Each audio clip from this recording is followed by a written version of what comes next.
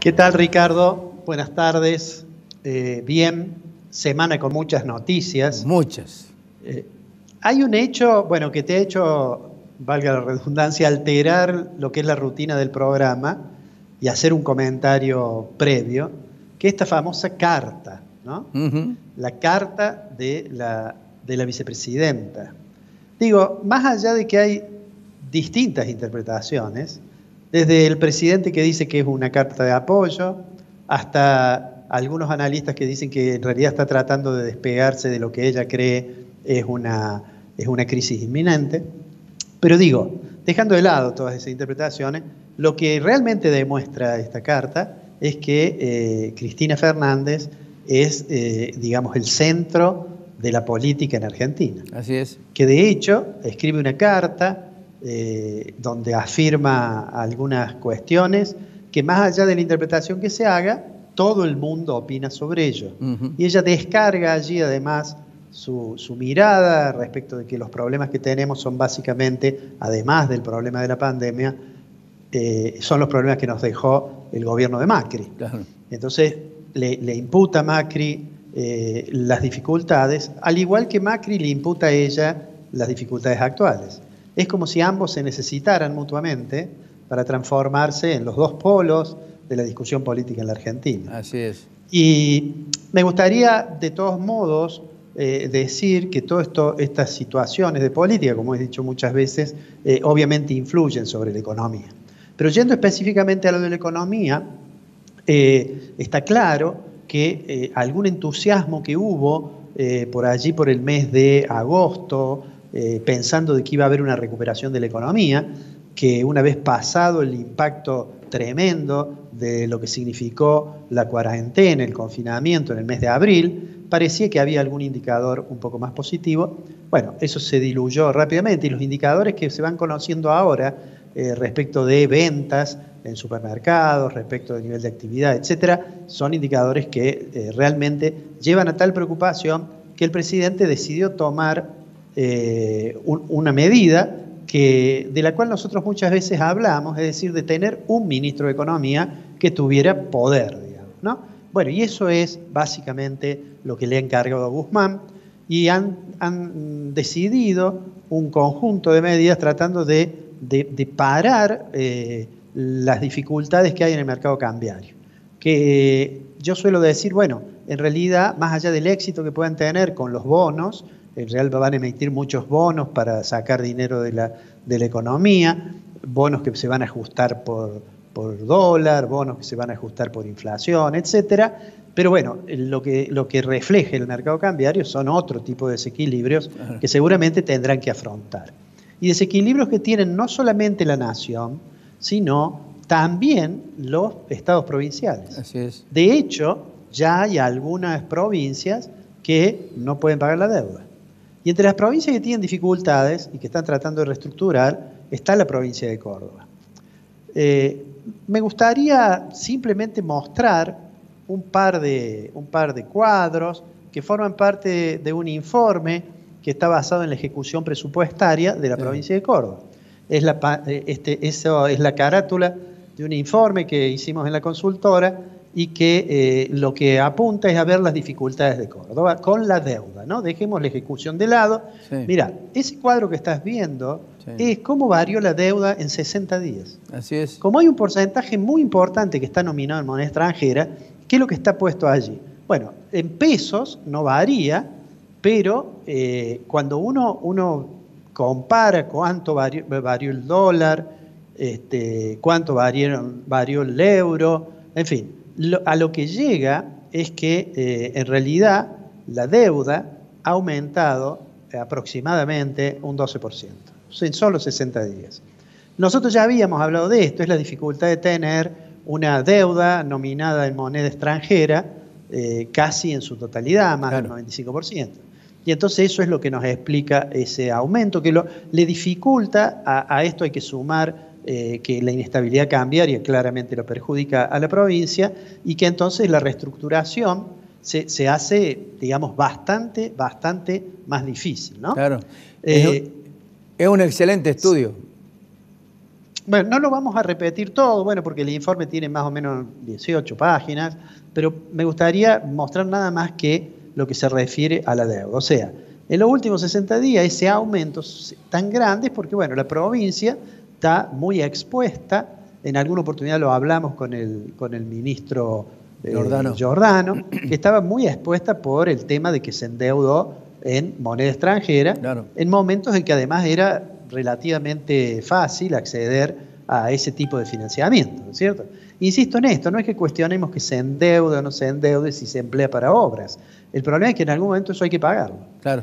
Y fíjate vos, en la placa siguiente, que le voy a pedir al director que pasemos a la placa siguiente, ahí está puesto esa deuda que tiene Córdoba, ¿a cuánto equivale? Para que tengamos una idea, porque a veces uno dice un número y nos cuesta trabajo percibir claramente.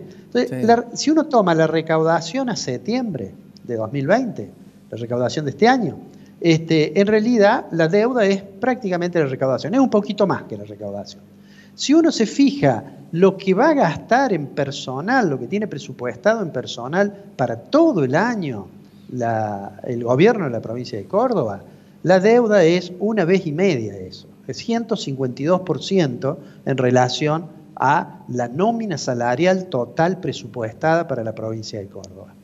Y finalmente, si viéramos cuánto significa esa deuda con relación a lo que está previsto de inversión física para 2020, bueno, ahí tenemos, es 650%. Sí.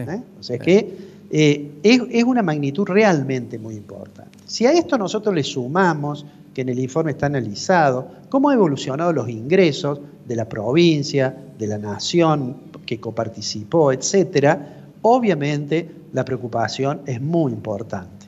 Y nosotros allí decimos, bueno, ¿cuáles serán en el corto plazo los desafíos que tiene el gobierno?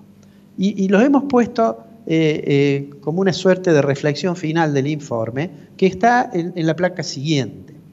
En esta placa está puesto allí, digamos, básicamente cinco cuestiones. La primera hace referencia a que la situación nacional, la situación de la economía, los conflictos políticos, la fractura social que tiene Argentina por los niveles de pobreza, etcétera, tiene una gravedad que no hemos tenido casi registros históricos que muestren la situación que tenemos, ¿no es cierto? Una crisis realmente profunda. Nosotros en Córdoba, si bien con relación a otras provincias somos más ordenados, tenemos una situación particular. Nunca, mira, desde que gobierna el Partido Justicialista, es decir, los 6 mandatos del Partido Justicialista, nunca tuvimos una situación tan complicada, tan comprometida, ¿no? Eso pone por delante, uno podría decir, aquella vieja expresión de la isla, ¿no? De la isla que era Córdoba, eso es como si se hubiera roto.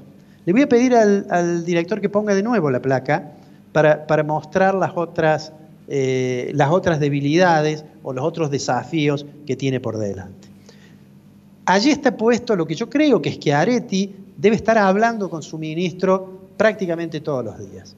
Tiene que reestructurar de una buena manera su deuda. Así es. Antes de que ocurra algo más con el tipo de cambio, porque cada vez que se modifica el tipo de cambio, eso nos impacta, por lo que dijimos que tenemos un porcentaje muy alto de deuda en moneda extranjera. Tiene que tratar de resolver el problema de la caja y tiene que tratar de resolver la sustentabilidad financiera de EPEC. Así es. Que son como 2 cuestiones que, a pesar de los 6 periodos de gobierno, da la impresión que no pueden resolver. En el caso de la empresa de energía, eso tiene consecuencias sobre la productividad de las empresas, porque el costo de la distribución es alto, porque las boletas son altas y no solamente golpean al sector residencial, sino que le generan problemas de competitividad también a la industria. Finalmente, va a haber otra cuestión que tiene que atender, que tiene que ver con las pujas distributivas que siempre ocurren en cualquier economía después que se atraviesa un proceso de crisis. Casi seguramente va a tener que, digamos, afrontar una discusión salarial aún antes que se haya recuperado totalmente la economía. Y finalmente, digo, me parece que cuando piensen cómo financiar las actividades, va a parecer como que, bueno, Córdoba tiene un potencial en su sector agrícola muy fuerte y entonces la tentación de acudir a ese sector para conseguir ingresos es muy alta. Ajá. Lo que pasa es que para el caso de Córdoba le va a plantear allí una especie de dilema, diría yo, política. Sí. Es decir, bajar el gasto y asumir un costo político muy grande, o apelar a nuevos impuestos y quizás romper una suerte de buena relación que tiene el gobierno provincial con nuestro sector agropecuario. Digo, estos son los desafíos más cercanos de nuestra provincia y seguramente muy, muy dependientes de lo que ocurra en la nación. Así es. Veremos cómo sigue. Y como siempre digo, hagamos votos para que nuestros dirigentes tengan la capacidad de encontrar las soluciones que tengan menos costo para las personas, porque las crisis económicas, que a veces nos entusiasman tanto a los economistas para analizar, para discutir, a veces nos hace olvidar que detrás de la crisis está el padecimiento de las personas. Exactamente, exactamente. Excelente informe, Alfredo, excelente informe. Y estaba pensando, simplemente como detalle, que es muy complicada, es tan complicada esta situación como nunca lo fue cuando Córdoba tenía o debía 3 presupuestos.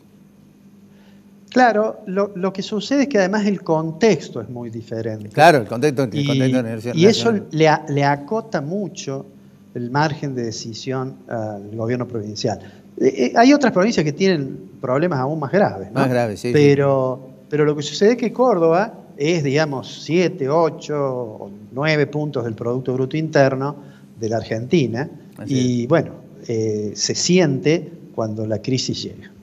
Alfredo, abrazo, nos vemos la semana que viene. Abrazo grande, Ricardo, buena semana. Buena semana.